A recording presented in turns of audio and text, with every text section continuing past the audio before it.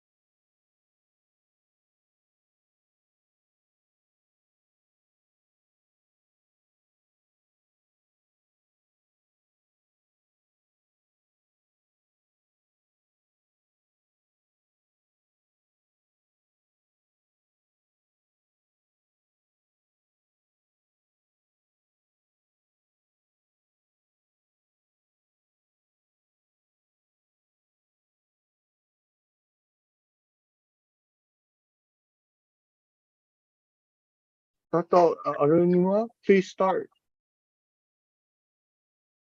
Hello.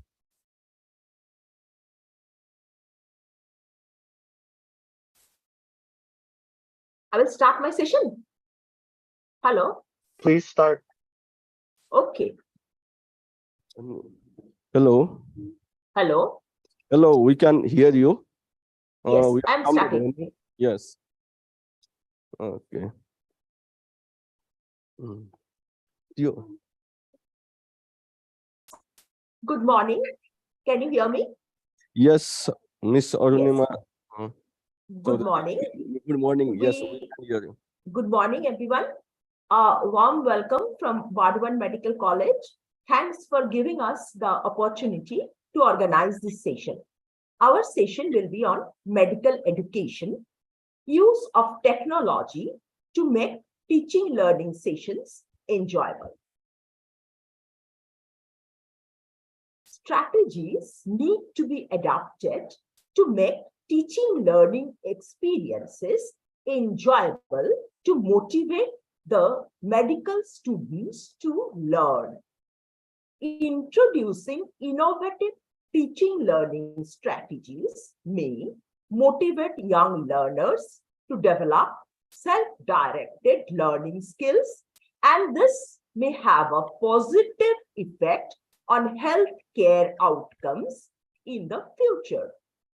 And it may also help in developing critical thinking and creative skills among young learners.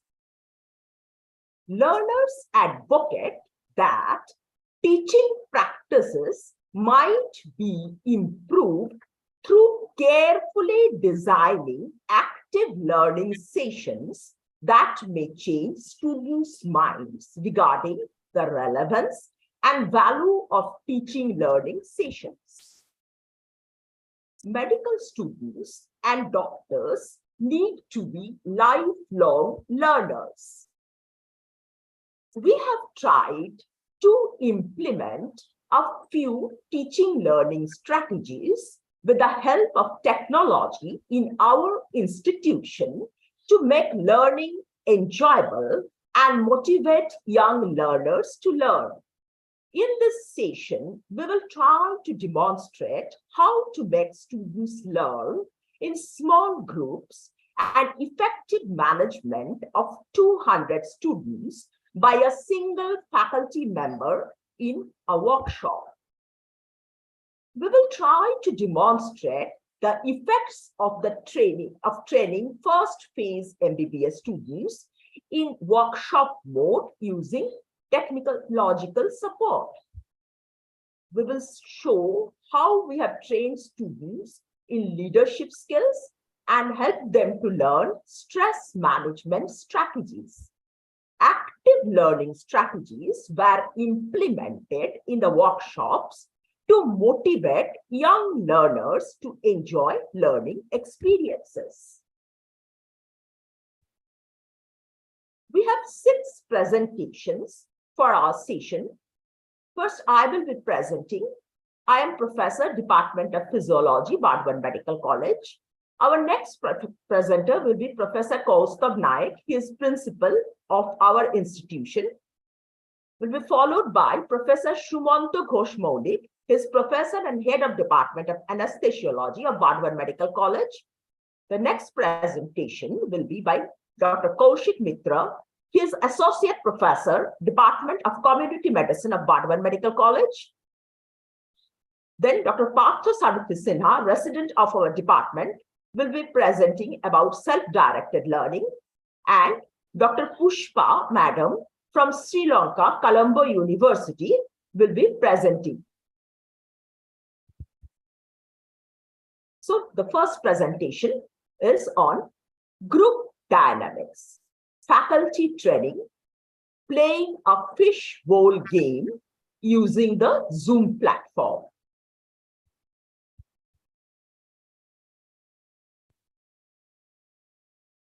Stages. New groups go through a number of stages before they achieve maximum performance. Each stage presents the member the different challenges which must be overcome before they can move on to the next stage. And in medical science, we know we have to work in teams. So we must know about group dynamics. Stages of group dynamics: forming, storming, norming, performing. Stage 1 is the forming stage. Gathering data and impressions about each other. Dependent stage: seek outside expertise for guidance, job definition, and task analysis. Dependence on group leader, safe pattern behavior. Serious discussions and controversies are usually avoided. Then comes the stage of storming. Mild enthusiasm to conflict transition, referred as counter-dependent stage. There is some competition, conflicts over leadership, structure, power, and authority. Swings in behavior, fear of exposure, attempt to organize. People often feel team will never come together. Then comes the stage of norming. Trust develops, group becomes cohesive, members' contributions are acknowledged, members contribute to group building, group is willing to change predetermined ideas, members are more relaxed and begin to recognize their interdependence. Less challenges or issues of priority, group looks to task accomplishments. Then comes the stage of performing. Work group functioning with self-confidence, creative problem solving occurs, members have a high trust and open communication, interdependence in personal relation, group is productive now. Then comes the stage of adjournment. During this phase, the group will restore to some form of closure that includes rituals suitable to the event. So we have seen the different stages of development, that is forming, storming, norming, performing, and adjourning in group dynamics. So transforming occurs when the team is at such an effective level of functioning that it can redefine its shared purpose and respond quickly to change. The leadership within the team is shared, trust is high, and communication is open. And then the teamwork becomes a success. So there are some behavioral changes which occur: forming, polite, storming, orientation, norming, role division, performing, constructive. Faculty training, playing a fishbowl game using the Zoom platform. Faculty training, why it matters. Strategies need to be adapted to make teaching learning experiences enjoyable to motivate students to learn. Introducing innovative teaching learning strategies is therefore essential. Learners prefer active teaching learning sessions. Therefore, medical educators must become technology friendly in order to implement innovative teaching learning methods in their classrooms, effectively manage a large group of students, as well as facilitate learning in small groups, foster self-directed learning attitudes among undergraduate medical students. So let's see about the fishbowl game. Several members representing different points of view meet in an inner circle to discuss the issue, while everyone else forms an outer circle and listens. The outer group concentrates on the pattern emerging from the discussion. At the end of a predetermined time, the whole group reconvenes and evaluates the fishbowl discussion. So there is an inner circle where the problem is discussed, and there is an observer group. The group sits outside and watches what is being done by the people of the inner circle and how the group dynamics is gradually built up. In this study, there were 18 faculty members who participated, and they were divided into two groups, Group 1 and Group 2. Two faculty members acted as facilitators, and there were two moderators for the session. The Group 1 was the participant group, and Group 2 were the observer group. Instructions were given properly to the groups. First, they were sent to two breakout rooms. Group 1 went to breakout room 1 with one facilitator, and Group 2 with another facilitator of the session or convener of the session to another breakout room. In the breakout rooms, instructions were given to the participants. Now, the rules of the game. Remember your partner. You can see here, blue one and the yellow one. One is partner of the other. The Group 1 are the participant group, while the blue one, they are the observer group. So A will be observed by J. B will be observed by K. This instruction was given in the breakout rooms. Focus on your partner. Focus on the process and not the content. So there were two tasks. One was individual task, another was group discussion. For the individual task, this was done in the breakout room. There were some problems given. We will see them in the next slide. For each problem, if the participant agreed, they had to mark A, and if they disagreed, they had to mark D. For completion of this task, 2 minutes was given. Then the participants, both the observer group and the participant group, they had to return to the main room. And in the main room, the participant group had to discuss in the group and form group's consensus opinion on each statement. And the time allotted for this was 6 minutes. The group's opinion, they had to mark in the right column. Now, this was the problem given to them. The personal opinion, they had to give in the personal opinion column and the group conscious opinion in the group conscious column. So the statements were a primary concern of all group members should be to create an atmosphere where all are free to express their opinion. This was first question. Next is, in a group with a strong leader, an individual is able to achieve greater personal security than in a leaderless group. There are often occasions when an individual who is part of a working group should do what he thinks is right, regardless of what the group decided to do.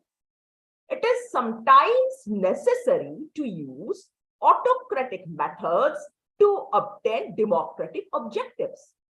Sometimes it is necessary to try and change people in the direction you yourself think is right, even when they object. It is sometimes necessary to ignore the feelings of others in order to reach a group decision.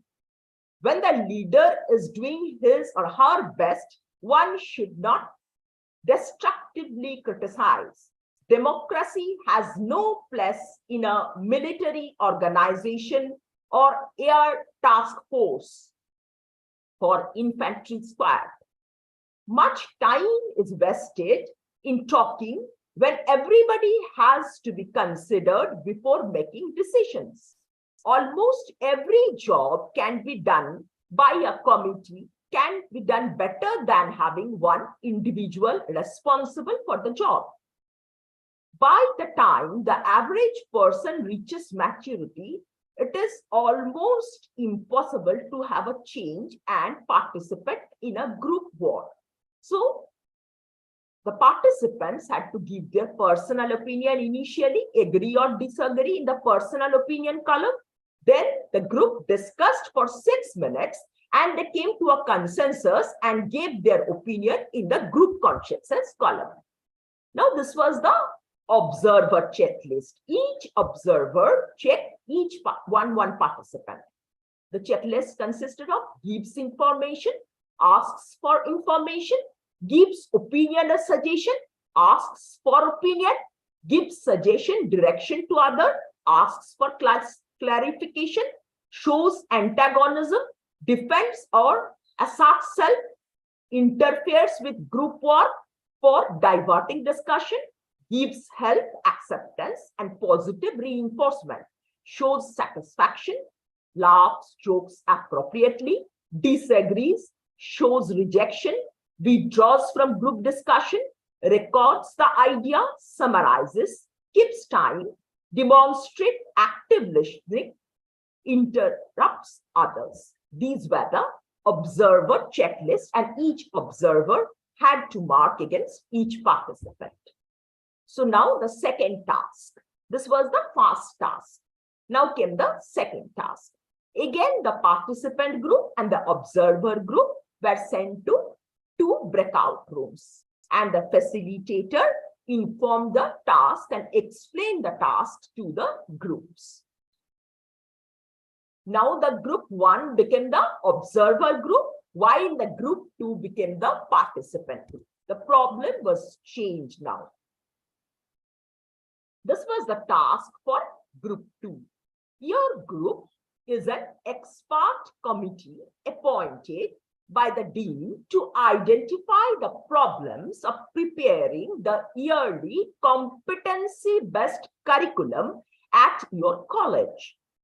The group is requested to identify the 5 most important problems and arrange them in order of priority.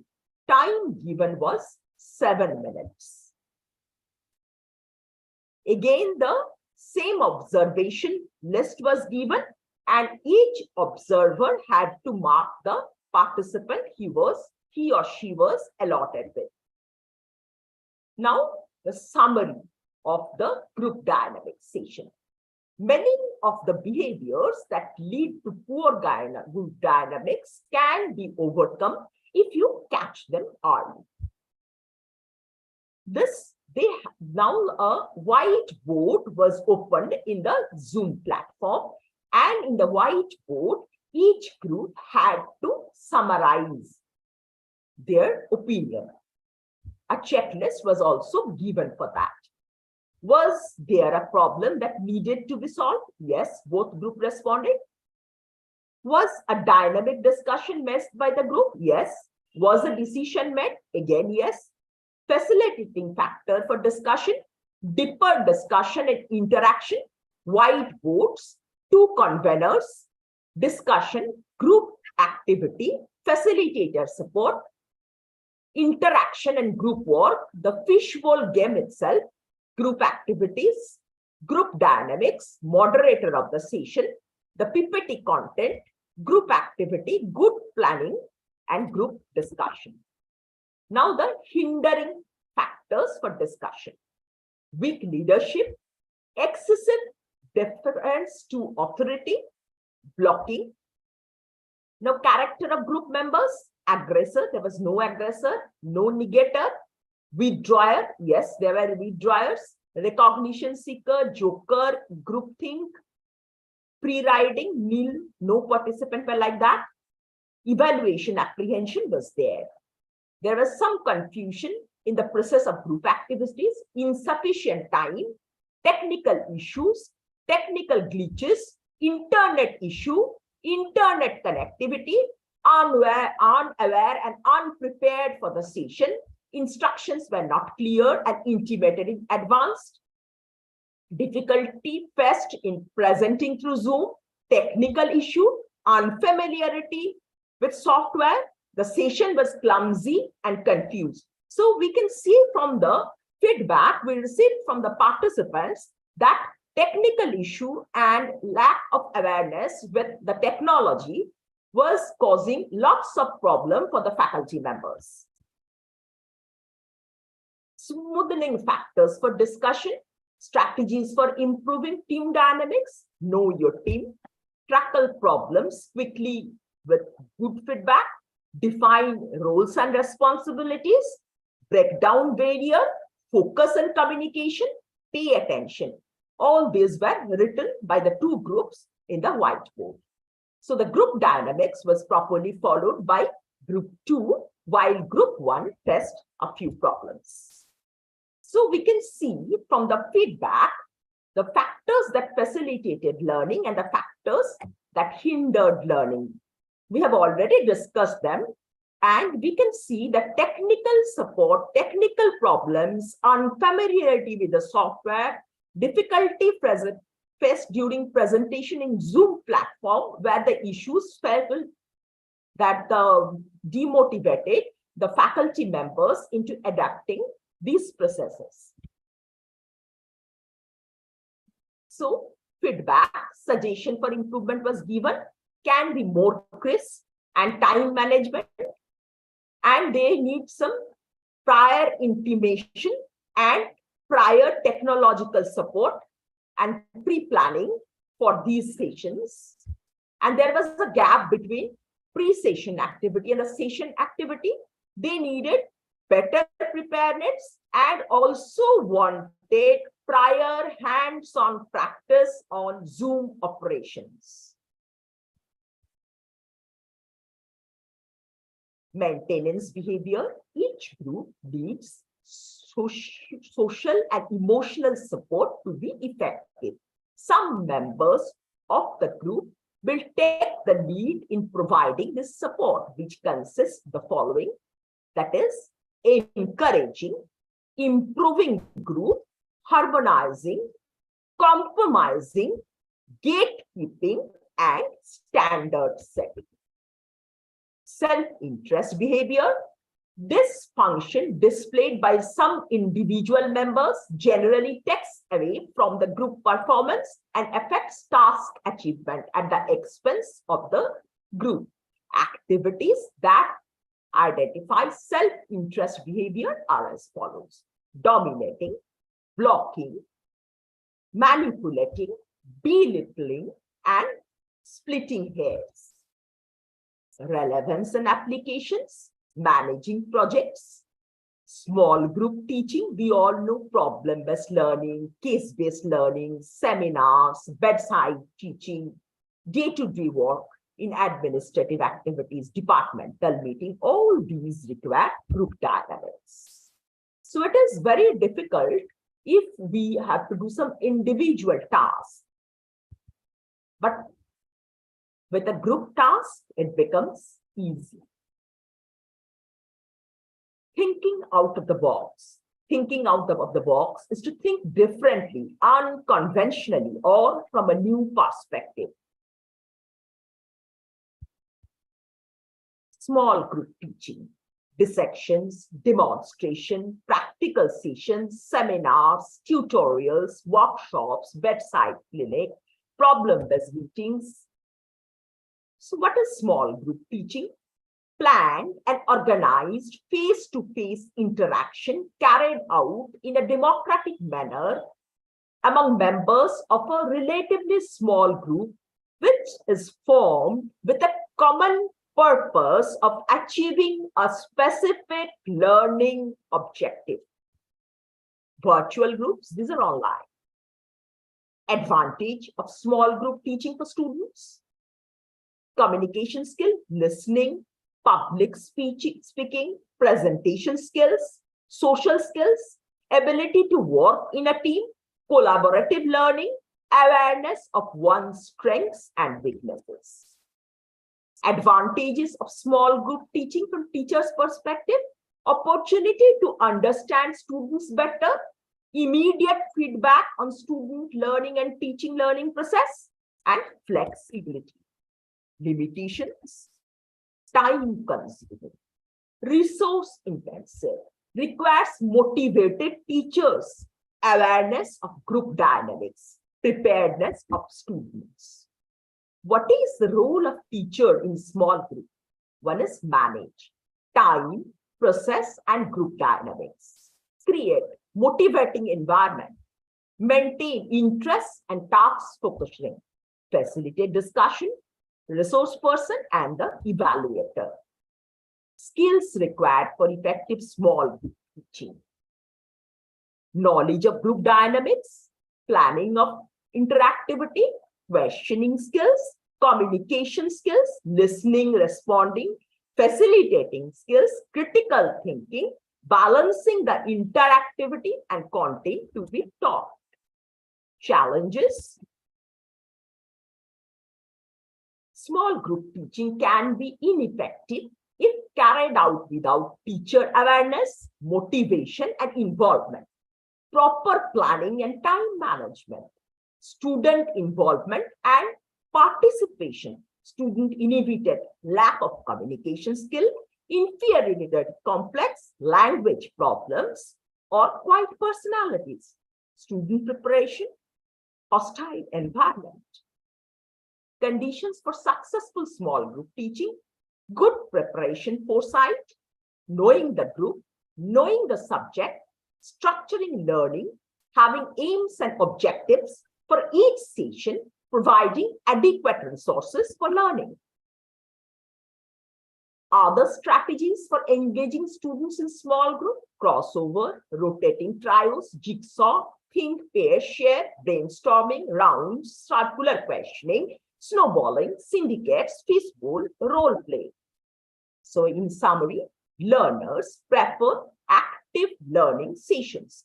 Therefore, medical educators, especially those involved in undergraduate teaching, must become technology friendly in order to implement innovative teaching learning methods in their classroom, effectively manage a large group of students, as well as facilitate learning in small groups, foster self-directed learning attitude among undergraduate medical students. Thank you. That is all from my side. Now the session is open for question and answer.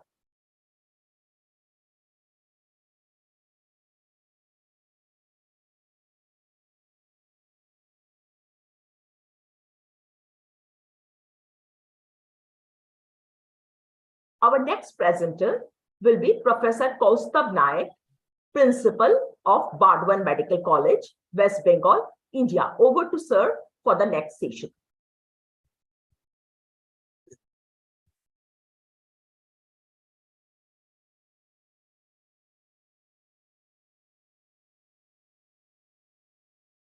Good morning. My slides Good are morning, visible. sir. Yes, Slides sir, visible. Yes, sir. Continue. Thank And you, sir. also audible. Yes, sir, you are audible. Thank you, sir. Yes, sir, Morning. you are Thank audible. Thank you. So my topic is technology assisted workshop for enhancing leadership skill in first phase MBBS students. So it is important for all medical students to have leadership and management skill, as all physicians will have to lead a team at some point in their career. There is an emerging need for expanded areas of leadership development because leadership needs are also changing. The difficulty in undergraduate medical education is the compromise between adding more content to an already content-dense education system. Introducing innovative teaching learning strategies may motivate young learners to develop self-directed learning skill, and this may have positive effect on the healthcare outcome in the future.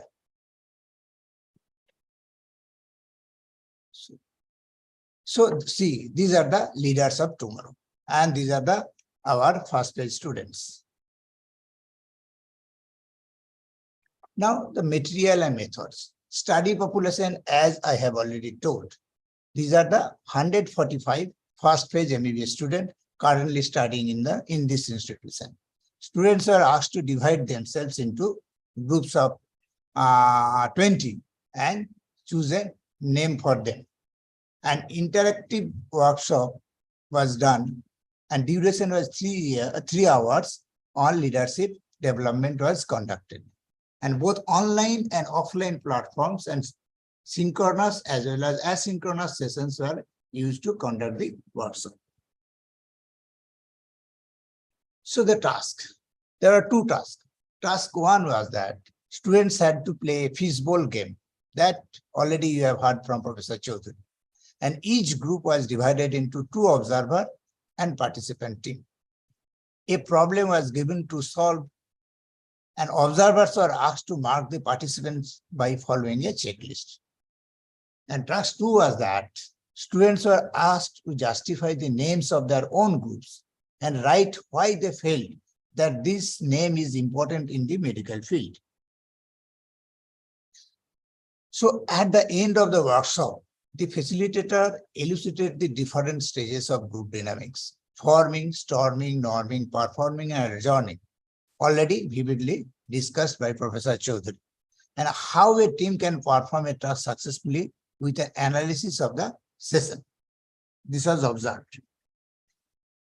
So now tools. The participants had to fill up 4 questionnaires. First one is leadership skill scores. The following assessment helped to evaluate whether participants possess the personality traits and skill that characterize good leaders, and there exists a certain natural tendency combined with learned skill to become a good leader. So both are required. While some individuals are certainly not cut out to head up a group, others just need a boost from some leadership training courses. And we have to give stress on the second part of my lecture. Next is personality types, based on Carl Jung's and Isabel Briggs-Meyer typological approach to personality. According to Jung's theory of psychological types, persons can be characterized using the following criteria. Number 1 is extroversion, introversion. Number 2, intuition and sensing. Number 3, feeling and thinking. And last one is perceiving and judging. And combination of all these 4 things, we get 16 types of personality. These are the ESTJ, ISTJ, and in this 16th personality, we can get. Then leadership styles. There are 4 types of leadership style. Authoritative. Leader exercises strict control over his subordinates. Now, democratic. Leader invites inputs from the subordinates. Facilitative. Leaders provides direction without taking control. And situational. Leader attempt to adapt how they behave according to the needs of each situations. And number 4 is learning style. VAR score. What does it mean? V for visual, prefers visual information. A for oral, prefers auditory information. And R means prefers information displayed as words. And kinesthetic, prefers to learn by experience or practice. So results. Now, we can analyze the results. 145 first-page MBBS students participated in the study, among which 56 female and 94 were male. And mean plus minus SD calculated for various parameters of all participants were as follows. And these figures are prior to the workshop. And leadership skill test score was 66.4 plus minus 14.7. Leadership style, authoritative score 7.19 plus minus 2.11. Democratic score 8.9 plus minus 1.85. Facilitative score was 9.1 plus minus 1.97. And situational score was a bit high. It was 9.21 plus minus 1.84. And VARK score, that means learning style. Visual was 8.12 plus minus 3.82. Oral is 8.73 plus minus 3.55. Read on write 6.21 plus minus 3.18. And kinesthetic, again bit high, it was 10 plus minus 3.28. Now, these are the division of the personality type among students. And here we are getting extraverted intuitive thinking judging portion is high, 27. And another was extraverted intuitive feeling judging was 35. That means 24.14. So this type of personality was high among the first page student. Now these are the values. So leadership score 65.8 plus minus 14.3 in male, and female it was higher than males. It was 67.4 plus minus 15.6 and p-value was 0.744. Authoritative 6.94 plus minus 2.04 in male and 7.59 plus minus 2.19 was among female, and p-value was 0.288. And democratic was 8.92 plus minus 1.94 in male and bit less in female, 8.86 plus minus 1.72, p-value was 1. Facilitative, it was 9.10 plus minus 1.95 in male and 9.09 plus minus 2.02, and p-value was 0.763. This is also bit high among males. And situational 9.27 plus minus 1.86 among male and 9.11 plus minus 1.82 among females, and p-value was 0.236. So first two was were bit high among females and last three were bit high among males, and p-value was less than 0.05, was considered significant, but in these cases we are getting these are not that much significant, as because this is the first time we are giving. I think with more training, p-value will become lesser and lesser. So these are the learning style. Learning style, again, auditory kinesthetic was higher among the students. It was 24 and percentage was 16.56, and multimodal is the highest one. 75 students were adopted this type of style. It was 51.72% of the students adopted this type of style in learning skills. So the outcome, the students were able to solve problems in groups, which increase their problem solving and critical thinking skill. And the mean plus minus SD was leadership skill test course of this class was, before the workshop it is 66.4 plus minus 14.7, and after the technology assistant workshop it became 70.25 plus minus 6.45. That is, with first time training it became higher than the initial stage. So now the opinions of the first page MBBS student. They are good communicator. This is very much essential for an Indian medical graduate. A good coordinator who can coordinate with all the team members and ensure the active participation of all. This is also very much essential in our medical life. A good visionary, have an accepting nature, hearing from others and taking opinions from others, helpful among each other, and make a proper plan and take decision based on the situation and perspective of others. They are helpful and allow other group members to say their opinions. So a leader gives a clear vision and unique ideas. Leaders can take risk and can solve problems. He or she should pay attention to their team members' opinion and analyze those carefully.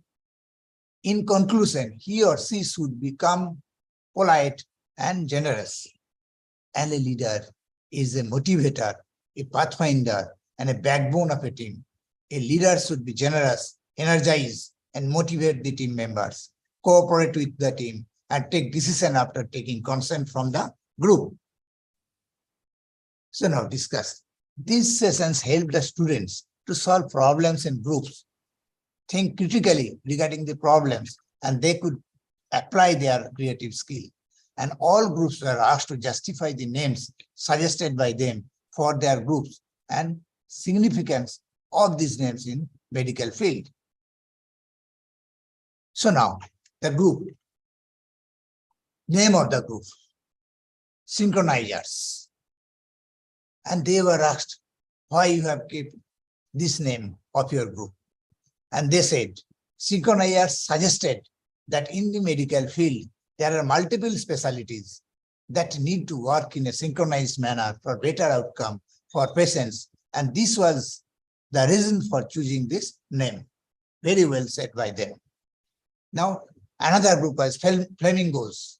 The very special quality of that makes flamingos different from other social animals like bees or ants is that if any of the members of the team has some problem, the entire team stops their migratory journey from a colder climate to warm climate during the winter and supports him to resolve his problem.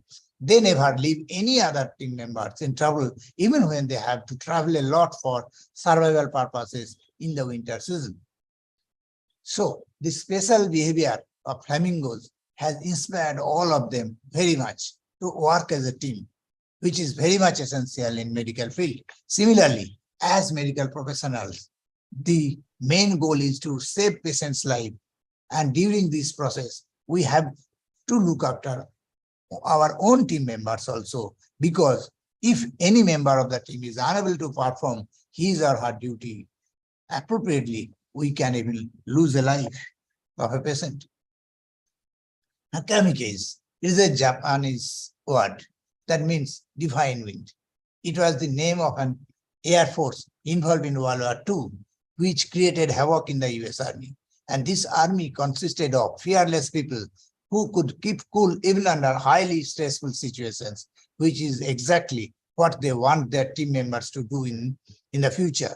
The medical field involves a lot of challenging cases in which bold decisions are required.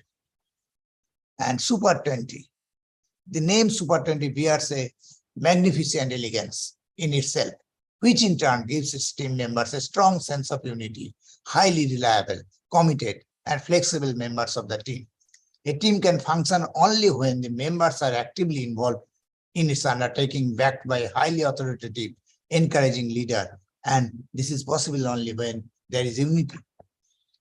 And the name Super 20 encourages collaboration and communication between team members, allowing them to work together more effectively and efficiently. And another name was Avengers. And they were asked, what do you mean and why you have kept this name? They said, Avengers is a team of superheroes with unique abilities, motivation, sparkling personalities, and obviously supernatural powers. The team consists of a soldier, a playboy, a spy, a green monster, an archer, and a god of thunder, and others. They have their own abilities, but that's not enough for saving the world from enemies. Likewise, in the medical practice, everyone has their own capabilities, and they have to work together like a team for better outcome for patients. And amigos, another name is amigos. Amigos is a Spanish word meaning friends. The team members wanted to stand united and support each other throughout the journey of life and serve the nation as doctors. And conquerors. A conqueror means one who vanquishes all obstacles and gains control over something.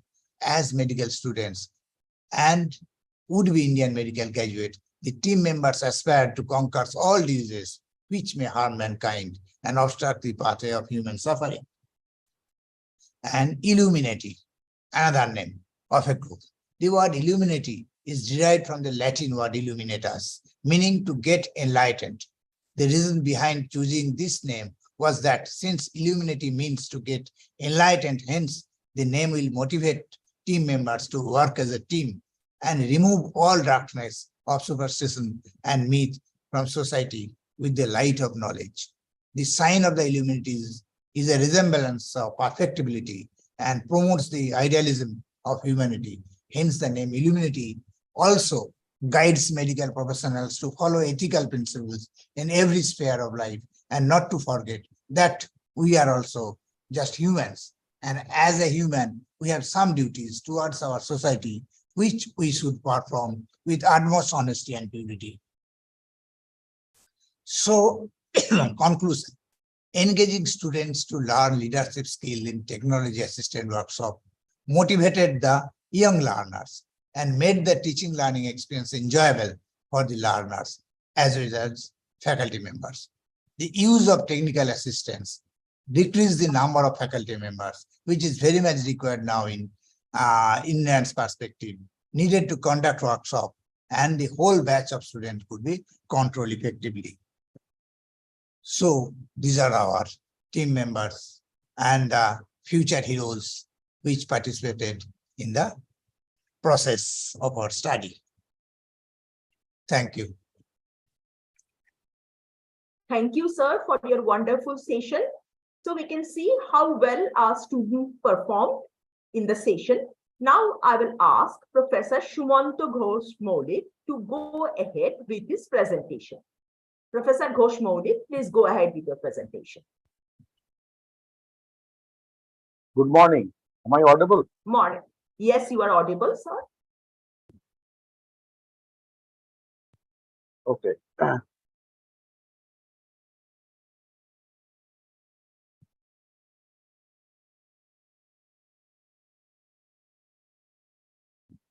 My screen is visible?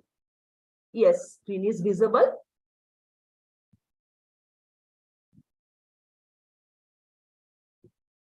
Okay. Good morning. My topic of discussion today is the study to expand the scope of SPICE protocol as a communication tool for junior doctors in the critical care unit. Junior doctors constitute a comprehensive human resource in the critical care unit who often play a crucial role in maintaining liaison with the relatives of the critically ill patients. Empathetic and reasonable communication with these relatives is an essential prerequisite not only for organizing holistic management of such patients, but also for the realistic acceptability of the ultimate outcome in such cases. SPICE protocol is a time-tested technique used by oncologists and palliative care physicians in breaking a bad news to the caregivers that helps them to accept the facts and information in a reasonable manner. Communication skill training of the junior doctors in the critical care unit happens to be an important aspect, keeping in mind their vulnerability while dealing with relatives of critically ill patients. SPICE protocol can be utilized as a handy tool to impart such skill among junior doctors in order to improve their communication skills in such scenarios. In 2010, Park et al. Conducted a study among emergency medicine residents and concluded that it is unavoidable that in the emergency department there will be minimal opportunities to deliver bad news to the patient or the family.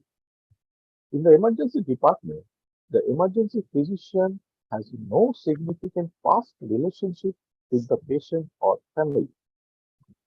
Family members in the emergency department are in a stressful situation, limited psychological preparation, do not know the physician, and they have little or no contact with either before or afterwards.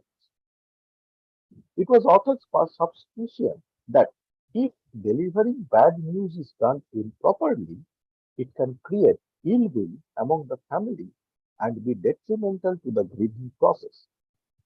Using simulation as an educational tool, along with Spike's protocol and a small group role play, is a novel and efficient module to teach emergency physicians how to break bad news in the stressful environment of an emergency room.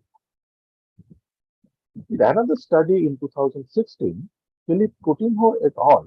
Conducted a study on perception of the students regarding training with Spike's protocol for breaking bad news and concluded that students highly valued theoretical and practical approaches in teaching of communication of bad news using Spike's protocol. In 2018, Westermoreland et al. Conducted a study on introduction of Spike's protocol using didactic lecture, handouts, role-playing cases, open forum discussion, and concluded that standardized role-playing workshops integrated into medical school curricula could be a low-cost, effective, and easily implementable strategy to improve communication skills of doctors. The available alternatives were the Kalamazoo Essential Element Communication Checklist, the adapted version of the same, and GAP Kalamazoo Communication Skills Assessment Form.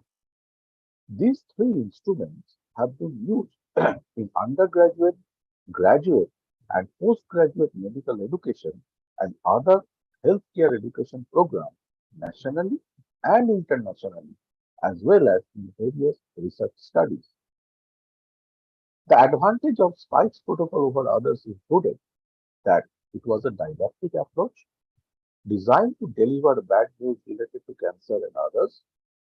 It provides a stepwise framework for difficult discussions used globally in a variety of clinical settings and recently invoked for teaching of communication skills to medical students and residents. The purpose of the present study was to utilize the SPIKES protocol as a communication skill training modality among the junior doctors of critical care unit and assess the outcome so that the horizon of usage of SPIKES protocol can be further increased vis-a-vis ensuring an availability of a structured tool for imparting communication skill in critical care unit setup. What are the components of SPIKES protocol? The S stands for setting.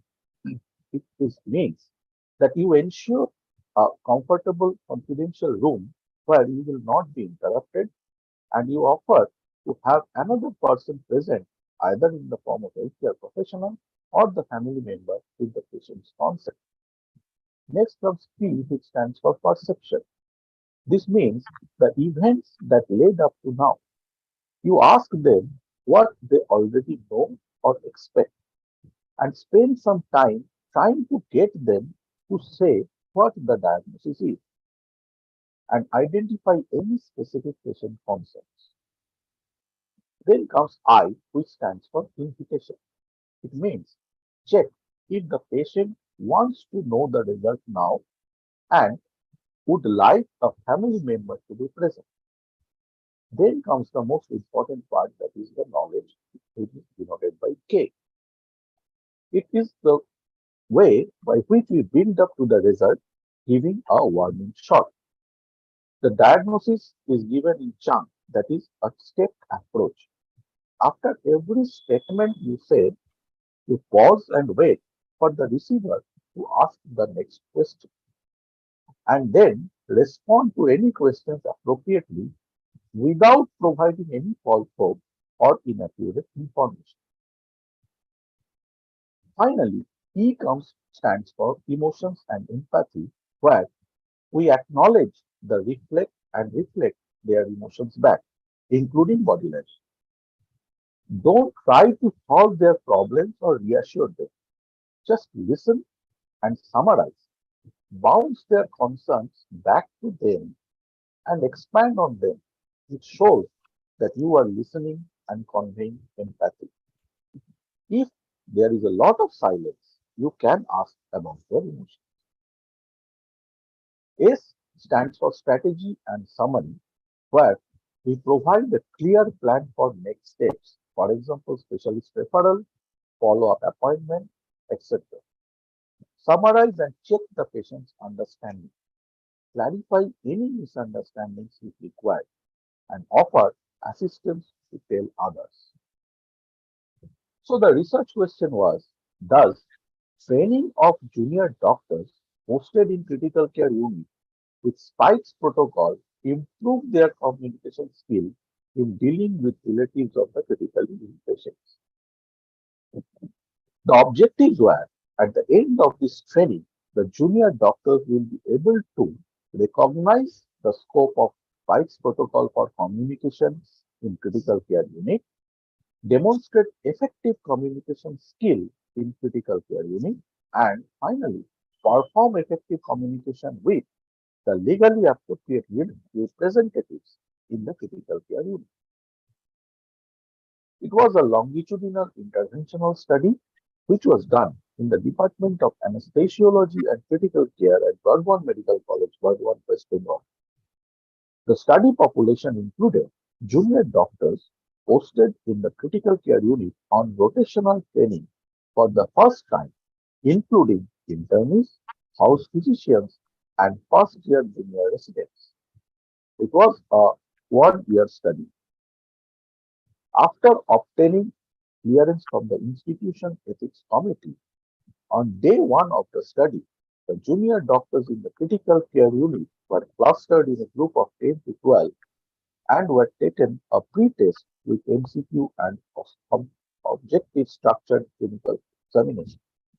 The scores were preserved for analysis of baseline data. On the same day, they were subjected to a sensitization program on spikes protocol that included a plenary discussion and video on spikes, and finally role play among the participants. The role play was facilitated by facilitators regarding correct usage of spikes protocol with necessary feedback. The students were encouraged to undertake self-directed learning on spikes protocol and were suggested to utilize this in their patient care activities. On day 4 of the study, the participants were tested again using the same set of MCQ and OSCE, and the scores were preserved to note the immediate cognitive and psychomotor outcome. On day 20 onward, they were asked to communicate with relatives of the critically ill patients in presence of facilitators and observe using the same OSCE checklist, and the scores were preserved for final analysis and comparison, and it was concluded with a post-step MCQ that was also taken to complete the assessment. The entire cycle was repeated every month as these junior doctors are posted in the critical care unit on monthly rotational basis for 6 months. Data collection were done in a standard record form for MCQ scores on day 1, 4, and the final communication test. The OSCE scores were also obtained by using standard checklist, which was utilized for recording the performances on day 1, 4, and 20 onwards. And the data obtained were analyzed using appropriate statistical tests and reported as information in the form of descriptive statistics. The OSCE checklist consisted of 14 points that included the categories like patient reception, sharing of illness information, responses to emotions, and establishment of a plan and follow-up. And finally, the total score was comprised. The scores were either 0 or 1, but 0 indicated skill not accomplished and 1 indicated skill accomplished. The sample pretest questionnaire included 15 MCQs having multiple choices, and the scores were marked accordingly. The total cycles were 6, and the total participants were 70. Out of them, 36 were internists, 10 were house physicians, and 24 were postgraduates. Pretest questionnaire scores and the OSCE scores on day 1 can be summarized as under. 75 to 81% of the participants scored between 0 to 5 out of 50 in the previous questionnaire, suggesting minimum knowledge at the baseline regarding spikes protocol usage in the critical care unit. The OSCE scores on day one also corroborated with the pre-test questionnaire scores, as 83 to 100% participants scored between 0 to 5 out of 14 parameters on OSCE stations. The same MCQ was done on day 4, and the OSCE scores were top 10, which also shows a significant improvement. On day 4, the individual score on pre-test improved in the tune of 41 to 58% scoring between 0 to 5, while 25 to 41% scoring between 6 to 10, and 8 to 16% even scoring between 11 to 50. The similar improvement was observable among participants in the OSCE score, where 50 to 67% scored between 0 to 5, and 25 to 36% between 6 to 10, and 8 to 17% between 11 to 14. Between days 22 to and 26, the MCQ results and the OSCE scores further improved. In fact, only 16 to 25% were scoring between 0 to 5, and 27 to 41% scored between 6 to 10, and 33 to 54% scored between 11 to 15 in their MCQ, while only 16 to 25% scored between 0 to 5 in the OSCE score, 27 to 33% between 6 to 10, and almost 41 to 54% scored between 11 to 14 on their OSCE score. What are the implications of this spikes protocol training?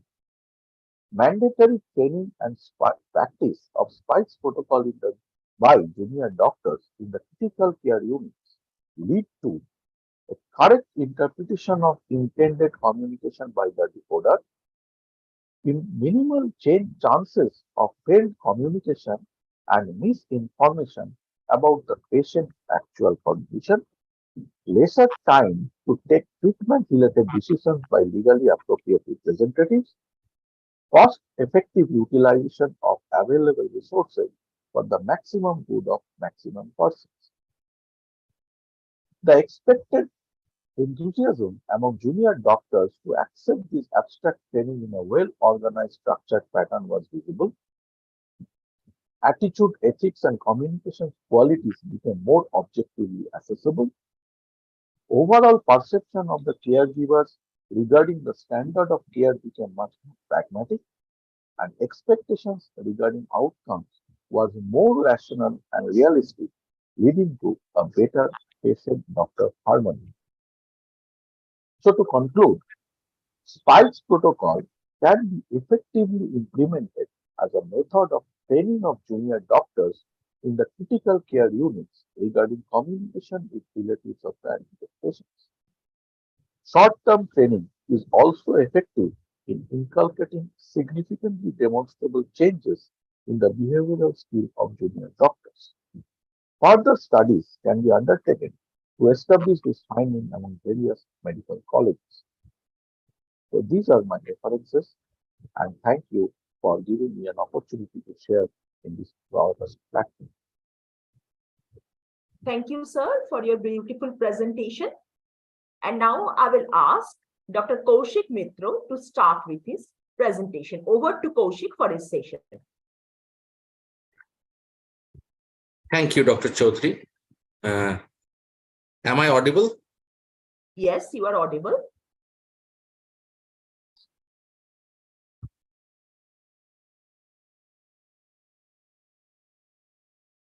Are my slides visible? Yes, slides are visible. Yes, go ahead. Thank you.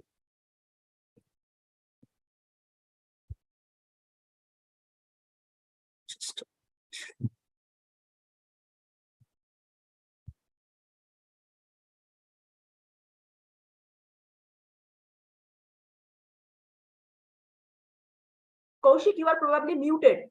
We can't hear you. Kaushik, we can't hear you. Just a minute, just a minute. Now can you hear me? Yes, now I can hear you. Okay, thank you. Good morning, everybody. I am starting my presentation. This presentation, you can say that it is an extension of the previous presentations by Professor Chaudhary and our principal sir, Professor Kaustav Naik, that this is technology-assisted workshop on stress management for the first phase MBBS students. Some problem. So we all know regarding medical education, this is one of the most stressful academic curriculum, and it's across the globe, not only in this part of the world, but it is across the globe. This is one of the most stressful academic curriculum. And academic pressure, lack of time for leisure or hobbies, lack of physical activities, chronic psychological fatigue, and peer pressure are some of the causes that makes life more stressful for medical students. After entering a medical school, they are in the midst of a suddenly changed environment. They were in their own school previously. When they come to a school, they do not know what to do, how to interact, and what to do with the patients. So they are under a very stressful condition, and along with it, the stressful curriculum. So these stressful life events often lead to free-floating worries, pessimistic views, subsequently anxiety, depression, even they go for addiction, and at last, maybe some suicidal ideation. The medical students will be the future doctors and team leaders of healthcare management. As Indian medical graduate, we know that they are lifelong learners. They are the leaders of the healthcare team. So from this time onwards, they have to inculcate in themselves how to cope up with the stress. Identifying the most effective methods of managing stress and encouraging medical students to practice them can be a highly beneficial intervention. And this intervention from the first phase of MBBS is most useful. We all know about the pathophysiology of stress. When an acute stressor hit our cerebral cortex, there are changes in the hypothalamus by the sympathetic to medullary pathway and hypothalamic pituitary adrenal axis. I'm not going to go into the details of the pathophysiology of stress. We all know what stress can cause to our body. But there are some techniques which reduce stress, such as 30 minutes of daily moderate exercise, mindfulness and meditation, progressive muscle relaxation. This is one of the most important stress management strategy, yoga, visualization, and slow, deep breaths. So there are techniques which help us to reduce stress. I am now going into the study which was conducted on the first phase MBBS students entering into the Bardhaman Medical College. So it was conducted on 145 first phase MBBS students. Yes, it is 145 because the study was carried out after they have entered into this medical curriculum, and there are some transitions at the time going on from college to college. So it was not 200, it was conducted on 145 first phase MBBS students. Students were asked to divide themselves into groups of 20, and they have selected a name for them. They selected their own name for their groups. Next is that a YouTube video on stress management was shared to them via an online platform. They were given a video. They watched the video by themselves, which was shared to them to the online platform. So, and what was in the video? The tips how to manage stress. And 3 scales regarding stress were shared to these students. Number one is the perceived stress scale, known as PSS. Second is depression, anxiety, and stress scale with 21 questions, that is TAS 21 scale, mental health literacy scale. A questionnaire on stress management was also shared to them. Next is a synchronous interactive workshop of 3 hours duration on stress management was conducted. The learners were asked to calculate their scores, perceived stress scores, TAS 21 scores, and mental health literacy scores. Next, a post was put up in the WhatsApp group of the students, and the students were asked that if you know any stress management techniques, you are asked to volunteer yourself in the live session to help your friends, your peers, to learn the same. So 4 students came up. They volunteered themselves that they will teach their friends regarding the stress management techniques.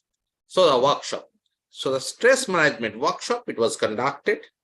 The facilitator explained the importance of mental health and discussed how to handle the stress. This was followed by a session on progressive muscle relaxation, known as PMR, in which the students themselves practiced PMR along with the facilitator for 30 minutes. The 4 volunteers then taught yoga. The volunteers were obviously the student volunteers, then taught yoga to their classmates and practiced the exercises together. Feedback was taken after every activity.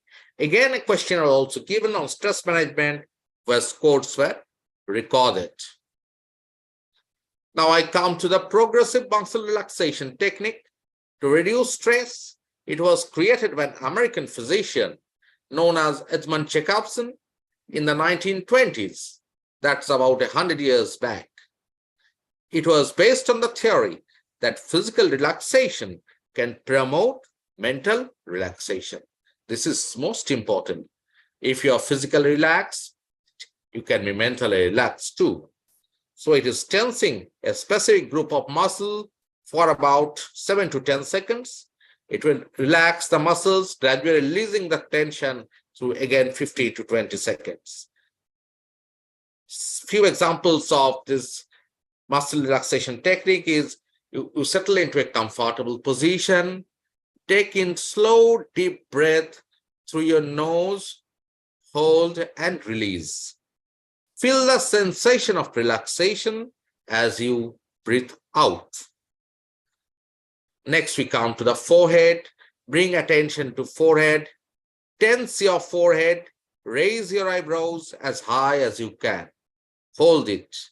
Feel the tension. Relax. Relax your forehead. Coming onto the eyes. Close your eyes very tightly. Wrinkle your nose. Feel the tension. Then relax. Let the discomfort fade away from you. Similar techniques are also followed for face, neck and shoulders, hands and forearms, chest, back, abdomen, legs and feet. So it's known as the progressive muscle relaxation technique for stress management. It was followed by the yoga session by the students and for the students. 4 students volunteered to teach the others the yoga, and it is a mode of stress relaxation. So yoga for stress management. During this time, they forgot about the academic calendar, they forgot about the time, their mobiles, the digital gadgets, but they all practiced yoga for the relaxation of their body and mind. So this is the questionnaire that was shared to them online for feedback. After this session was over, they have recorded their response in this session. And what we find out in the results, that 56 females and 94 males participated in the study, and mean and ST were calculated. The standard deviation was calculated for various parameters, of all participants, which were as follows: the mental health literacy score 95.3 plus minus 8.7, participative stress score 15.9 plus minus 3.8, and test 21 score for depression, anxiety, and stress were also calculated. So this was the mean and SD for the different scores that was calculated, and where we considered a p-value of less than 0.05 as significant for a particular parameter. Interestingly, the females showed significantly higher anxiety scores as compared to males. So we come to the outcome. That was the mean and plus minus of class performance. It is not following. It is before the workshop was 64.86, and after the workshop, it is 84.86 plus minus 4.5, and it was expressed as percentage. Now coming on to the conclusion or the take-home message. It's the engaging students to learn leadership skills, ethical principles, and stress management techniques in workshops, motivated the young learners and made the teaching learning experience for the learners as well as the faculty members very enjoyable. And it can be done single-handedly by a single or two faculties, like which have been done this study by Dr. Chaudhary herself. The use of technological assistance decreased the number of faculty members needed to conduct the workshops. As I've already said, it can be done by a single faculty or two faculties or maybe three, and the whole batch of students could be controlled effectively. Thank you for your patient hearing. Thank you all. Thank you, Kaushik, for your excellent presentation. Now I will ask Dr. Partho Sarathi Sinha to go ahead with his presentation. Over to Partho for his session.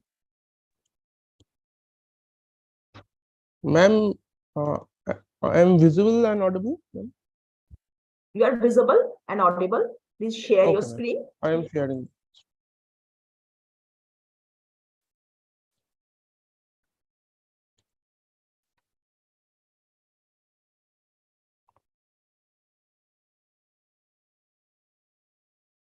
So, good morning, respected delegates. I am going to present a study comparing the performance of students following self-directed learning sessions conducted without online support and self-directed learning sessions conducted with the help of online support in the Department of Physiology. So we know that to foster lifelong learning in medical students, it is immensely important for them to develop self-directed learning skills, which necessarily involves students taking initiative and responsibility for their learning. This process helps the students to develop an analytical mindset, critical thinking, and problem-solving attitudes, which ultimately help them to become competent Indian medical graduates with 5 roles. That is clinicians, communicators, leaders, lifelong learners, and professionals. Now, this COVID-19 pandemic has posed huge challenges in the medical education curricula, which led to the massive development of online tools to support the education system. Thus, the use of online support systems may prove beneficial in the self-directed learning process in the present competency-based medical education system. Now, the present study aims to study the usefulness of the use of online support in self-directed learning sessions in teaching the neuromuscular system to first phase MBBS students in the Department of Physiology. The present interventional study was conducted in the Department of Physiology of Burdwan Medical College. The study was conducted over a 1-year period, and 200 students enrolled in the first MBBS program participated in the study. This study was conducted following approval by the Institutional Ethical Committee of Burdwan Medical College. 8 faculty members of the Department of Physiology participated in the study, and they were adequately trained before the study. The lesson plans and the questionnaires used in the study were pre-validated, and t-test was used to analyze the data. Now, the students were grouped into Group A and Group B according to their roll numbers. So, Group A consisted of the students with rolls 1 to 100, and the students of rolls 100 to 200 were put into Group B. For the study, topics were chosen from the nerve muscle physiology, 10 SDL sessions with online support, and 10 self-directed learning sessions with small group discussions were compared. For providing online support, Google Classrooms and WhatsApp groups were created, and pre-recorded sessions were uploaded to the YouTube channel of the West Bengal University of Health Sciences. For the self-directed learning sessions, the groups were assigned different topics of nerve muscle physiology. Now, both asynchronous and synchronous sessions were conducted for the online support assisted sessions. For the asynchronous sessions, pre-recorded lectures were provided 1 week in advance. The students prepared the topic and attended the synchronous sessions, which were engaging and interactive. The students discussed the topics and were encouraged to clear their doubts. 10 different cases were provided to discuss in 10 groups for 15 minutes. The students were asked to prepare PowerPoint presentations for presenting in front of the class. The teachers here acted as facilitators and guided the students whenever needed. Now, the picture on the right shows the crossover of the topics of the neuromuscular physiology system. I'm zooming into the picture. So we can see that the topics for the SDL sessions without online support for Group A, that is the neuromuscular junction, excitation, contraction, coupling, action potential part 1, 2, and 3 were crossover to the SDL sessions with online support for Group B. Similarly, the topics for SDL sessions without online support for Group B, that is the skeletal muscle, cardiac and skeletal muscle, smooth muscle part 1 and 2 were crossover to the SDL sessions with online support for Group A.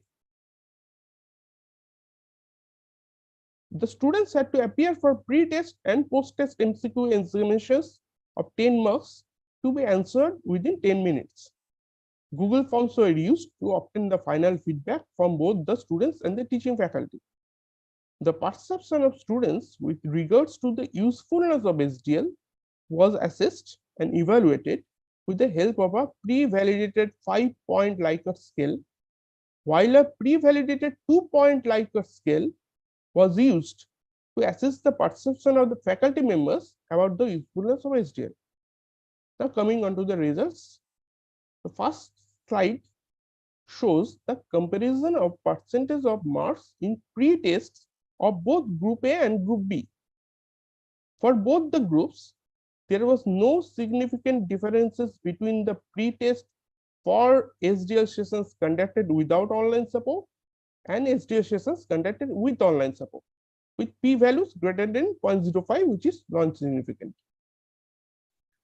Now, in the case of the comparison of the percentage of marks in pre-test and post-test of Group A, it was observed the students performed significantly better in post-test sessions compared to the pre-test sessions for both the SDL sessions conducted without online support and SDL sessions conducted with online support, with p-values less than 0.001, which is highly significant.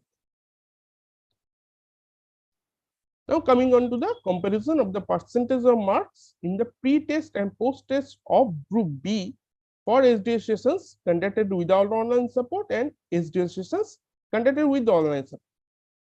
Students of Group B performed significantly better in post-test sessions compared to the pre-test sessions for both the types of SDL, with p-values again less than 0.001, which is highly significant.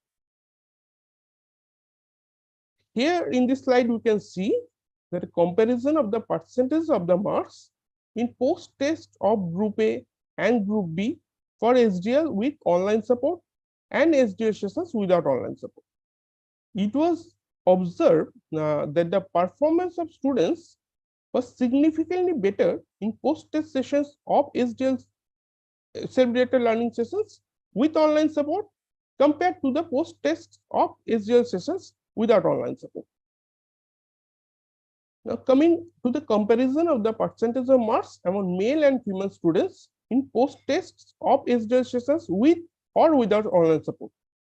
There were 90 male students and 10 female students in Group A, whereas in Group B, there were 47 male students and 53 female students. In both forms of SDL sessions, female students performed significantly better than their male counterparts. It was also observed that for both the groups, that Group A and Group B, female students performed significantly better in both the SDL sessions, in SDL sessions with online support than the SDL sessions without online support, with p-value less than 0.001, which is highly significant. Now, regarding the feedback of the faculty members, most of them were of the opinion that SDL sessions with online support were better engaging, more comfortable, and better for communicating with the students and obtaining feedback from them. Online support systems also improves the overall knowledge of the students and increase their problem-solving skills. The students reflected that using online platforms increased their interest in physiology, motivated them to learn, and improved their critical thinking and problem-solving abilities. They could better understand the subject in detail with this technique and feel more confident afterwards. So to conclude, it can be said that online support do have positive effects of learning on medical students. It was further observed that female students develop better problem-solving attitudes and critical thinking abilities as compared to males, and were more motivated in learning following self-directed learning sessions. And regarding the feedback obtained from the faculty members and students regarding the teaching learning experience, it can be said that faculty members and students were mostly satisfied with the self-directed learning sessions with online support. Such sessions increase motivation for learning and help in building bonds between them. So here I am concluding my presentation. Thank you all for listening to me. Thank you. Thank you, Dr. Parthasarathi Sinha, for your presentation. Now I will ask Pushpa Madam to continue with her presentation. Over to Pushpa Madam for her presentation.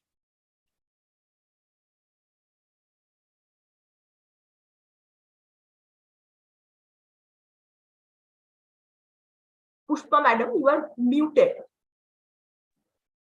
Just wait for a minute. Okay, ma'am.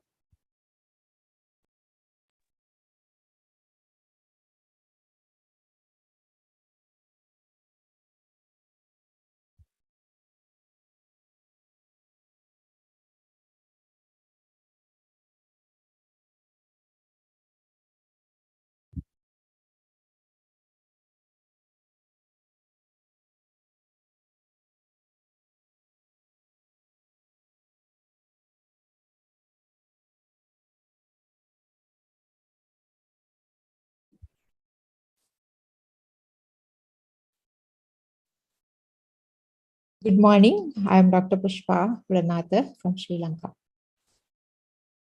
So my presentation topic is a pedagogical review of epistemological reflection of metacognition in medical education.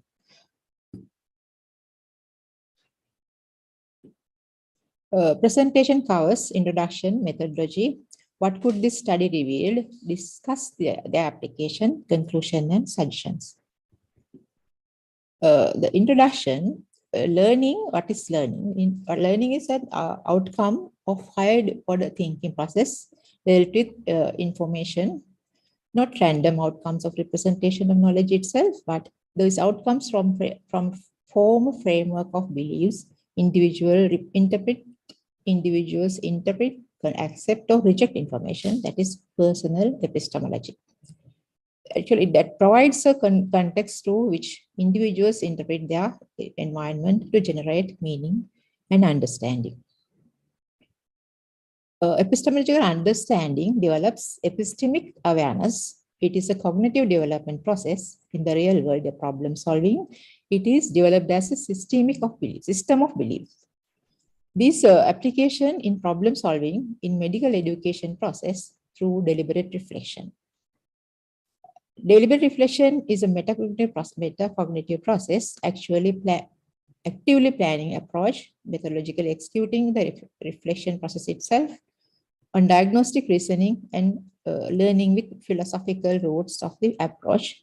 This is a comprehensive summary of previous studies already done. What is significant of this study? This study there's a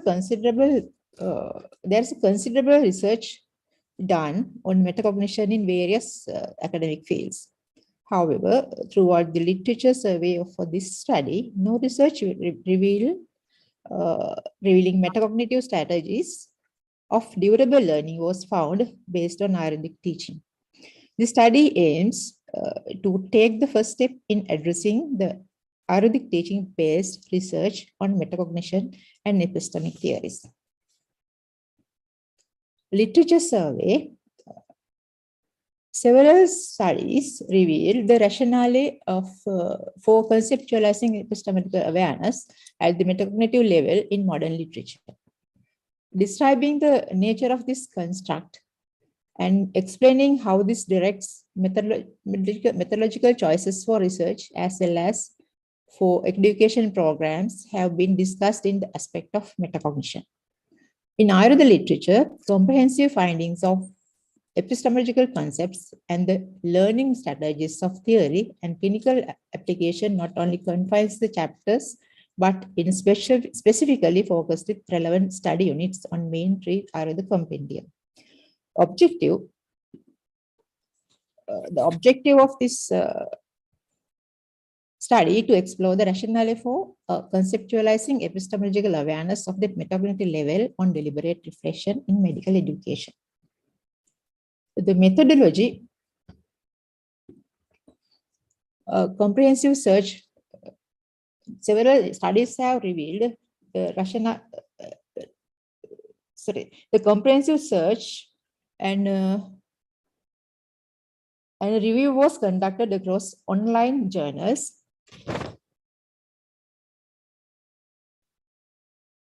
That is on over 30 related articles published up to the September 2022 in English, containing keywords metacognitive deliberate reflection, reflective reasoning, epistemology, personal epistemology, and sensory perception used for finding of content of metacognition. Authentic data of Ayurveda education about Sannikarsha, that is the proximity of sensitive perception, etc. In literature, the literature is called Virhatray. The three classical treatises, then over 30 articles related key terms in Sanskrit and English, including sensory perception, inference, and cognitive reasoning in order to review metacognitive planning strategies. The pedagogical review findings were systematically discussed to elaborate and justify the correlation of epistemology and metacognitive strategies mentioned in Ayurveda and modern teaching. My article search is done on PMC, medical education, etc. And the findings, there are three types findings are there. There's a list of 4 themes of metacognitive strategies and literature in modern teaching, table 1, and literature in Ayurveda teaching in table 2. Precise core themes of metacognitive strategies found in literature study, research, that is the strategies for research and curricular development of education, medical education, science education, and as well as student learning behavior, strategies for student learning behavior, medical education, science education, and metacognitive strategies for training, cross-cultural training, Coast Guard migrate officers training, as well as review of psychological literature and instructional design develop strategies, literature in neuroscience, as well as Buddhism. In Ayurveda literature, in recent journals, using authentic key terms, none of them were discussed about the term metacognitive strategies. Here, list in modern teaching under 7 headings are listed here. And again, findings of Ayurveda results here, epistemological concepts, that is 3 major tools, pratyaksha, anumana, like that, and 2 auxiliary tools, yukti and upamana. When we come to the discussion, epistemological understanding, it is epistemology understand as a metacognitive process that activates epistemic theories in teaching, learning, and research of Ayurveda, and for following diagnostic application. That is philosophical. It is actually Ayurveda is a philosophical study of nature, origin, and limits of human knowledge, and the cosmic similarity of human body is the core concept of Ayurveda philosophy. That's checking and thinking for possible bias.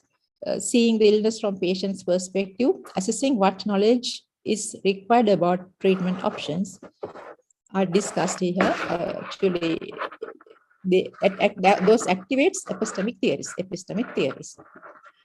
That is true. Actually, it is true metacognitive regulation for the diagnostic application.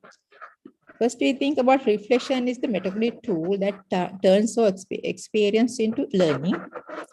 That happens through metacognitive regulation, activate epistemic theories for diagnostic application. It is the first stage is planning. 5 types metacognitive planning are discussed there. And monitoring stage, metacognitive activities, 11 activities are described there. And evaluation stage, metacognitive final evaluation and modification of learning strategies are mentioned there, as well as new theories, concepts have been developed and other benefits are discussed there. Why students need of understanding cognitive process. Knowledge is constructed, therefore important for students to reflect on how they think and learn, what they know and believe, how they process and evaluate information, how they apply knowledge to solve problems. In the discussion again, we have to think about the cognition, metacognition, as well as the epistemic cognition, those 3 terms. The ability to construct, evaluate, and use knowledge signifies critical thinking. It is important to students to reflect how they think and learn. Cognition in first round, sensory experience of recognition of an object or objects through passive or guided learning. That is cognition. Reflective, self-reflective perception. At the next level, it's called recognition. It is metacognitive knowledge. It is called metacognition. It works 2-way, cognition and metacognition. Acquired in order to acquire, retrieved, and processed information. That is the acquired, retrieved, and processed information. Knowledge about the metacognitive knowledge through critical reflection.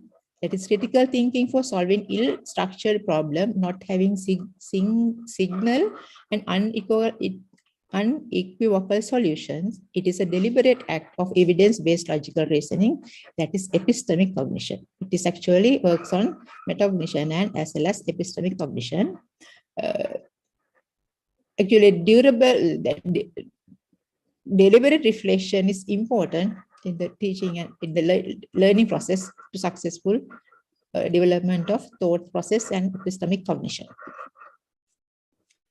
Observation that we know that first when we find a new patient, observation, interrogation, and manual examination are 3 basic examinations done on any new patient.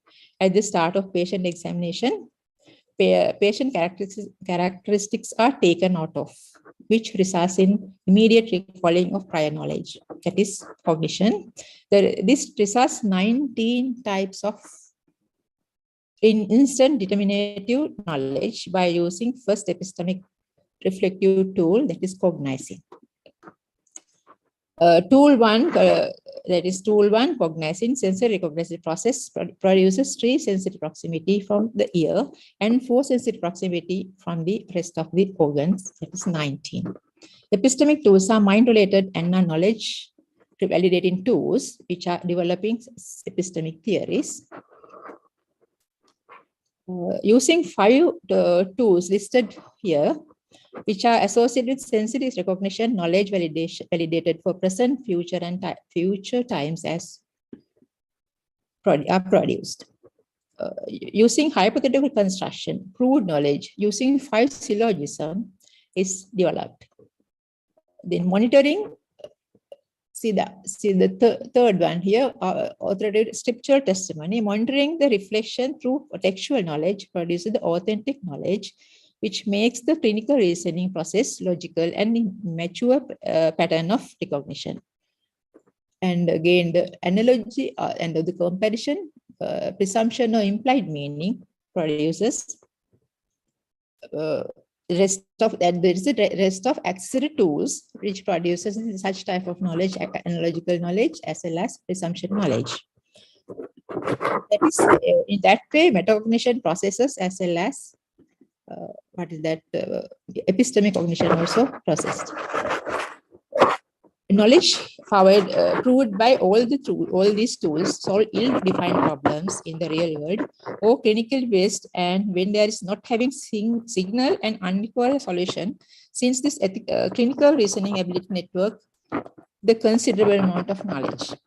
This process establishes the rationalistic conceptual knowledge, that is epistemic knowledge, resulted as a durable learning process. Hence, the tools function as a metacognitive activities listed in the table 1, column 4, which monitor the construction of knowledge. What is the neurological impact of this metacognitive process? In medical literature says, metacognitive activities are the shape of retrieval process. It reawakes the stored memory traces. This is a fact of consolidation theory. Consolidation involves both the hippocampus and the neural cortex of the brain and occurs through the process of strengthening the neural connections.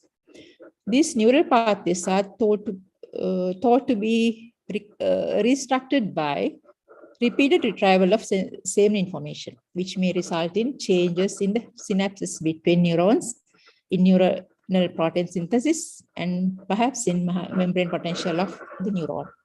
What is the need of understanding cognitive process by the students? Using the metacognitive epistemic tools prevents creating possible pitfalls of metamemory. Sometimes students' confidence is higher with little knowledge than in Kruger effect. Said epistemic tools establishes the retrieval process of learning.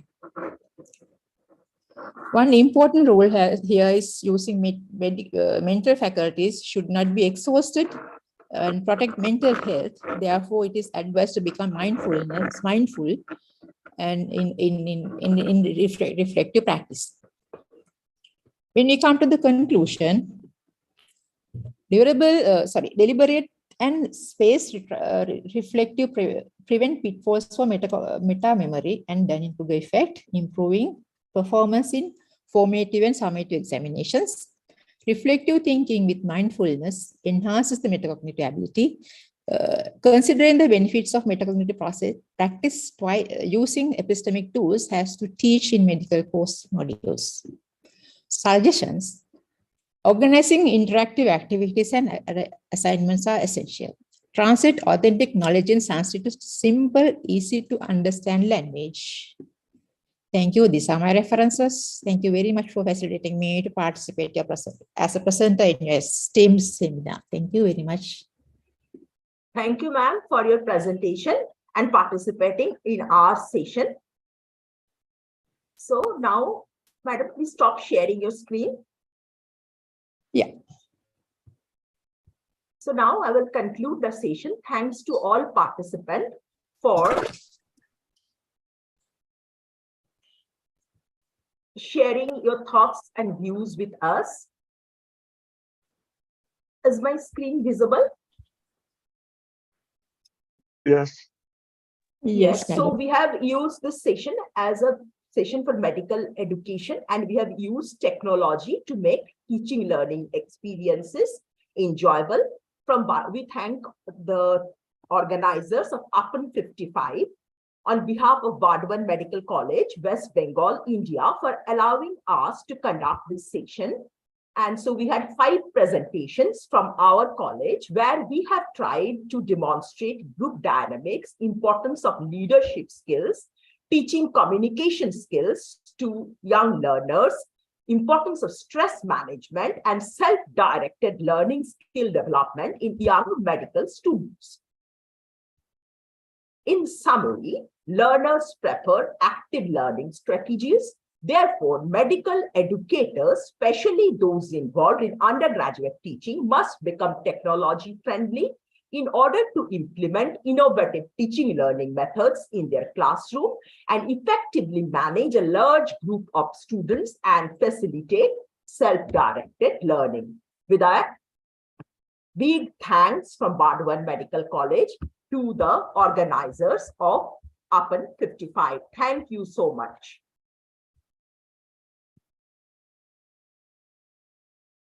With this, we come to the end of the session.